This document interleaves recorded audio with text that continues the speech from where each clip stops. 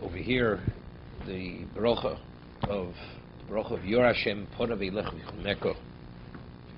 So we mentioned yesterday V'Siforno how we learned Yoyer. Yigali Nechabor Ponov. He will illuminate your eyes with the light of his face. Lahabit Niflos Mitoros Masov. To be able to see the wonders of his Torah and his actions. Acha Shetasik Tzorochecho B'Choso. Over here, the Or Chaim HaKodesh, he explains Yor Hashem. The Gemara says in Brochos that what separates us from HaKadosh Baruch Hu? There's a Chumash Shel Barzel, Mechitza Shel Barzel. There's an iron Mechitza. And what is that? It's the Averes we have. That's what separates us from HaKadosh Baruch Hu. So what is Yor Hashem? Shelo Yeh Mosach HaMavdil. The veil that separates Ben Yisrael Lavin Sheb'Shamayim.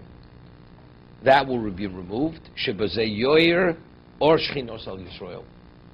You have a light, but if you have a thick curtain separating, the light doesn't penetrate. So by removing the curtain, so then we're able to have the light.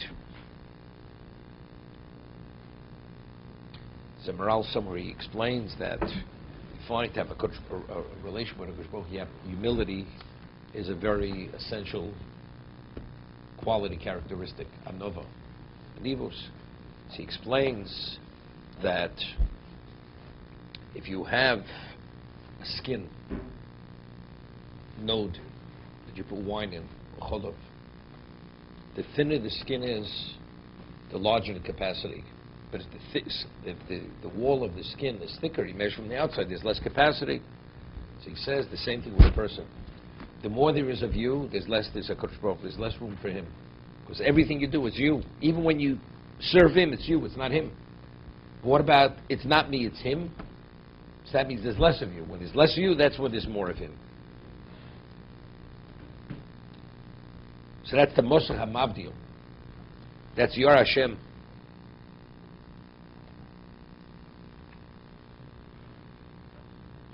The bracha of Yotzei B'Oros, the way the Mefarshim learn, Or Chodesh Al Tzion Torah. What's the Or Chodesh? I mean, we have Or. That Or is going to be an Or that when that shines, everything will become revealed to us. We'll have an understanding. Right now, many things, all we see at best, at the most superficial level. But to be able to grasp and to see it, its aspects, its values, that Or Chodesh Al Tzion Torah, the new light that he's going to shine, Al Tzion, that Or will see everything. We'll be able to understand everything. Nothing will be concealed from us. Could be. No, that's the Or that HaKadosh Baruch Hu was hid away for the tzaddik and lost level. Right? That was the Or, the originally Or.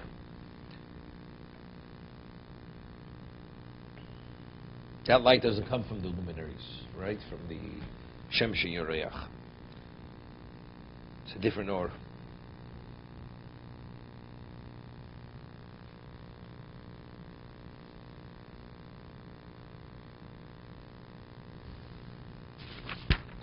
Yisa Shem Ponav Eilecho V'Yisei L'cho Shalom. What's Yisa Shem Ponav Eilecho? Yichbosh Kaso. He'll suppress his anger.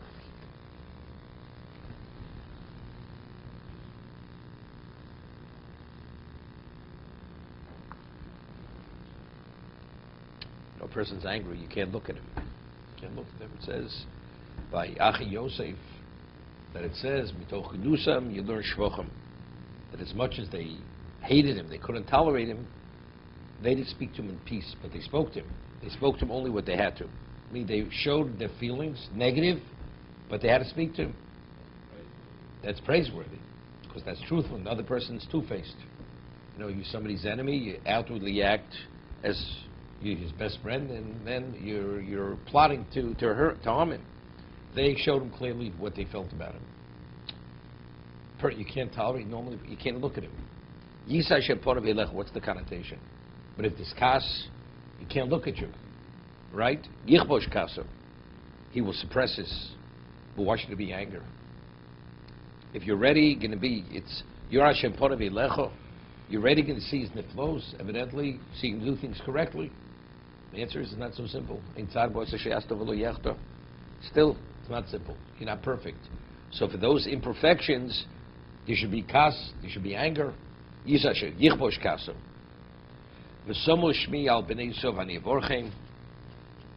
I'll put my name on the Bnei Yisrael and I will bless them. It's ani avorchim. Yevorchum b'shem ha'mefurosh, ani avorchim l'Yisrael va'askim im ha'kohanim. Devarach ani avorchim l'kohanim. Which means because the Kohanim will give the bracha to Klal Yisrael, therefore he will give the bracha to the Kohanim. It's interesting, very interesting.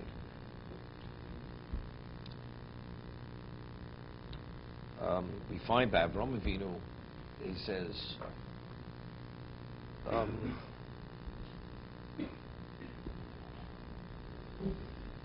you have a Chumash with gracious in it.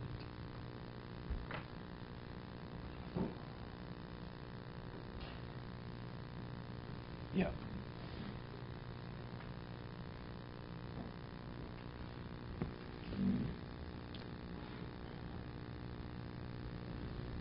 Thank you. Says something phenomenal. The Chaim over there, parshas Lech Lecha, is on the posuk. Yeah. Hashem says to Avraham Avinu, "Va'avorcha mevorchecha." I will bless those who bless you. Meaning he will bless them in advance. It doesn't say vorchecha avorich. Va'avorcha mevorchecha. U'mekalelcha, but those who curse you, I will curse. I mean, regarding curse, they first have to curse you to be cursed. But regarding the ones who are going to be blessed, avorcha mevorchecha. So he says, why? He says a person who's already has bracha, his bracha has greater value. So those, avorcha mevorchecha. Why will I bless those who bless you? Who will bless you? I'll bless them in advance. So you should be a greater beneficiary of the bracha. Because receiving a bracha from a person who received bracha, his bracha is a greater bracha. So therefore, that's avorcha mevorchecha. So it could be the Kohanim. Hashem says, either anivorchem Yisrael v'askim Kohanim, ani avorchem leKohanim. If HaKadosh Baruch Hu gives the bracha to the Kohanim, now when the Kohen gives the bracha, next time, not this time. When he gives the bracha to the Kohen, their bracha becomes a more effective bracha. Because who's giving the bracha? A person already has bracha. That's avorcha, ani avorchem. I mean, the Chazal say, in the way it's cited in Halacha, that the Kohanim, they're only a conduit for the bracha. I mean, Rashi is saying neither. It says either ani avorchem l'Yisrael, va'askim im Kohanim. I'll only concur with them. No, they are not the mevorchim.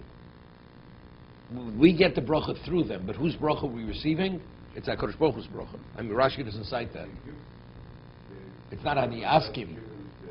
When they say the words, but whose bracha are we receiving? We receive Hashem's bracha. No. I'm talking about Rashi doesn't cite either that medrash. That's what I'm saying. What does the Sifsei Chum say? See, over here the Sifsei Chum says, Mem, aval in for she vorchim ba'atzmo, dim kei matuas birchos kohanim, kei b'Hashem birchem. Even though it's contrary to Chazal, because the Chazal said, eventually says, Kodesh Baruch Hu says to Klal Yisrael, the Kohanim are going to give the. He says, we need the Kohanim's bracha. Every bracha is dependent upon you. Do I need a mortal's bracha? We have your bracha. So Kodesh Baruch Hu says, not they can give you bracha. I'll only use them as the conduit, that through them you'll receive the bracha. I mean, according to Sifsei Chacham, the way he's explaining it, if that's the case, if Hashem's giving the bracha, what do we need the Kohanim? So after everything's said and done, so what do we, according to the Chazal, so what are the Kohanim? That's what they explain, the Kohanim, when they open their fingers, it says, it brings the pasuk, meitzitz min hacharakim. Right? Kodesh Baruch Hu's meitzitz, he looks between the charak, between the cracks. Right? What are charakim? It's the spaces between the Kohanim's fingers, though, and they have to hold it in that certain position, because the bracha comes through their fingers. It's like a window, the light filters in, the bracha goes through, that's the conduit.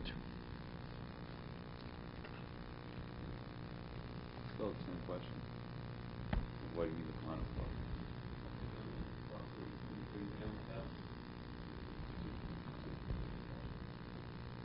Person has to verbalize a bracha. What do you have to verbalize it? Think it. Bracha is not effective unless you verbalize it. Why? That's the method. You need verbal expression to bring something about. So it has to go through a human being.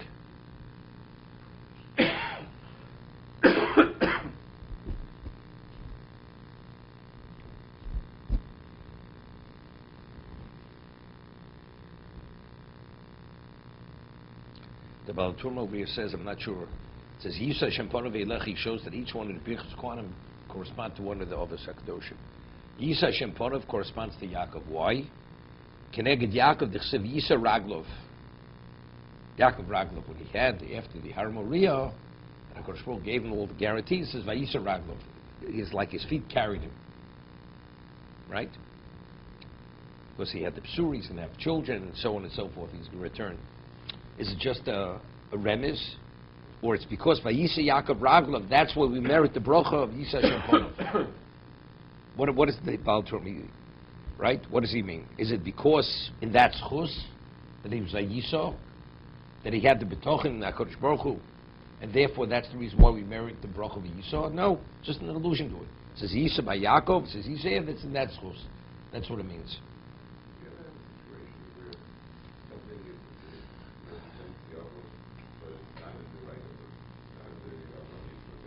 Yeah, we have better Torah. It goes backwards. Schatel Chobris, Yaakov, Yitzchok, and Brisi Avram.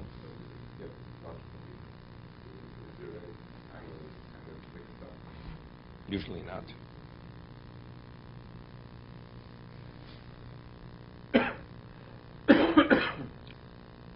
V'ibiyom Kalos Moshe Lohokim Es HaMishkan.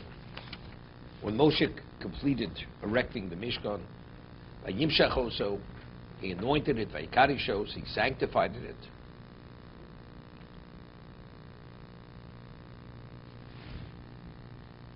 You think would be the other order, right? Should be Vaykarishos or Vayimshach also. If a person takes the Shemna Mishkan, puts it on a vessel which is chulin, which is not consecrated, doesn't mean anything, right?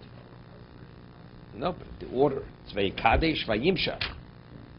Vayimshach, here it says Vayimshach, first he anointed it, then there was Vayikadesh also. See, if you'd say the Mashiach, a consequence of the anointing was Kiddush, it says he consecrated it. Not sure. Seemingly it should be the other way. The Ramban speaks about it. We're not talking about the verbal consecration. He says, Omar, he cites the Ibn Ezra. Omar Rabbi Avram, Shemosh Chosam B'Shem HaMishkav. The Kiddush Osam B'Dam Achatos. The Kiddush is not, that's, K'moshe Omar, Shom V'Yichati S'Mizbeach Ha'Sadam Yotzek Al Yisor HaMizbeach Kacheu L'Chaper Olov. Ve'en okay. The Ramban says this is incorrect. That's not what it means. Shkach Nem Mishkan V'Yimshach Osam V'Karishos V'Sko Keilov. V'Mishkan Lo Niskarish B'Dam Klal. Elo Avol Vayimshechem Likadesh Osam. It's not two separate things the Ramban learns. Otherwise, you have my question. It seems to be Vayimshach Osam V'Yikadesh Osam. It's Vayimshach Osam Likadesh. An outgrowth of Vayimshechem is the sanctification. To be continued.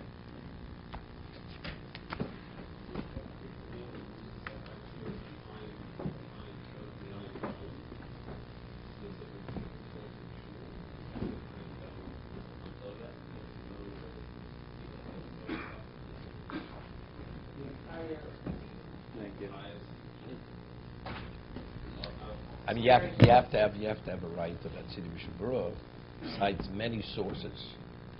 That concept in terms of if you profane your power of speech, but that you speak in during davening, or speak in shul. I'm not saying he doesn't say it.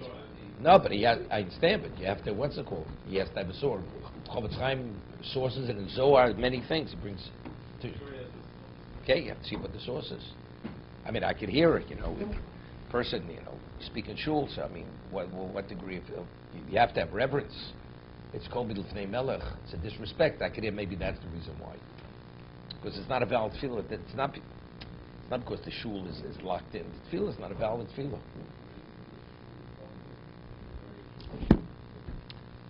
No? Okay. I remember, when they first introduced Shabbos, till the 50s, there was no such thing as checking Shabbos in America. You had to go to a tailor who was a religious man, but there was no Shabbos laboratory. So about 1954, 55, this person opened a Shabbos laboratory in Williamsburg, Lee Avenue. So they used to give out these leaflets in the yeshivas, about Shabbos. So there he printed that if you win Shabbos, your tefillah has no value and the tefillah doesn't go up. That's what he printed in this leaflet that he used to give out to encourage people to check their Shabbos. You remember those leaflets in yeshivas? And when you walk down the stairs in the yeshivas, they used to be strewn all over the staircase in the yeshivas. What? It is. It's brought. It's cited. That's based on the Zohar because it's known that if you take an electric wire, they said, and you take a wool and linen thread, and you wrap it around the wire, the electric current will not go through that wire. It stops the electric current for whatever reason. It creates a certain blockage. It doesn't go through. So they used to say then the same thing. If you're wearing shatnez, the connection is totally disrupted. It's disconnected. You get a disconnect. Okay. Yeah. Not electricity, but yeah.